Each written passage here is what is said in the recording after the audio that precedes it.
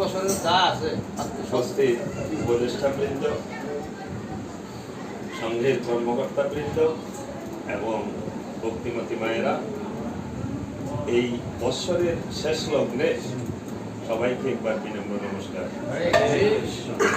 আমরা অন্তিম লগ্নে এসে পৌঁছেছি, আর কয়েক ঘন্টা পরেই আমরা নতুন বৎসরে পদার্পণ করব। বৎসরটি সবার জন্য সুখময় হোক, অনাদি আদি গোবিন্দের চরণে সেই প্রার্থনা জানাই।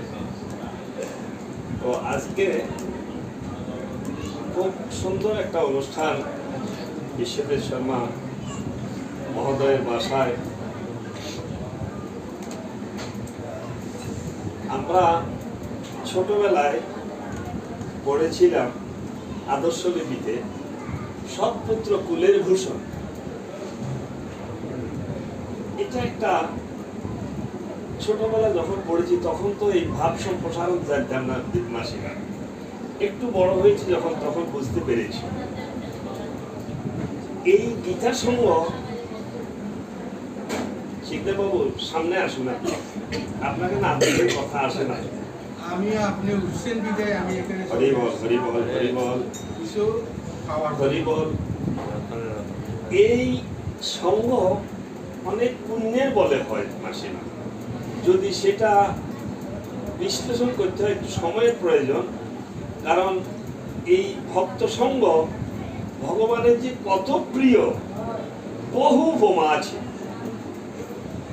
কারণ ভগবান বলছে তোমার প্রিয় কি, বলছে আমার থেকে আমার প্রিয় হলো তার ভক্ত। ভক্ত হলো আমার সাথে প্রিয়।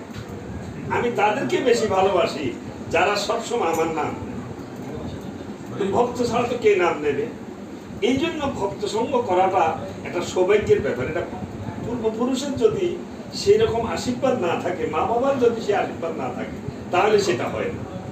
আমি বলবো বিশ্বজিৎ বাবু তার মা বাবার যথেষ্ট আশীর্বাদ নিয়ে আমাদের কলোনিতে এসছে এবং আজকে একটা গীতা সংঘ দিয়েছেন বৎসরের শেষ লগ্নে, এবং এমন একটা অধ্যায় হয়েছে যেটা আমাদের প্রত্যেকের চরিত্রের সাথে যায়।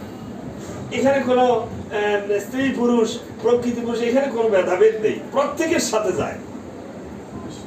আমরা আজকে যে অধ্যায়টা পড়েছি প্রত্যেকের সাথে যায়। রামকৃষ্ণ পরমহংসদেবের কথা আমার প্রদীপ বাবু প্রায় বলেন, আজকে ওনাকে ক্লোজ দেয় নাই মিঠু বাবুর সময়ের সংকীর্ণতার কারণে। উনি সবসময় রামকৃষ্ণ পরমহংসদেবের কথা বলেন। রামকৃষ্ণ পরমহংসের দাদা একটা কথা বলেছেন,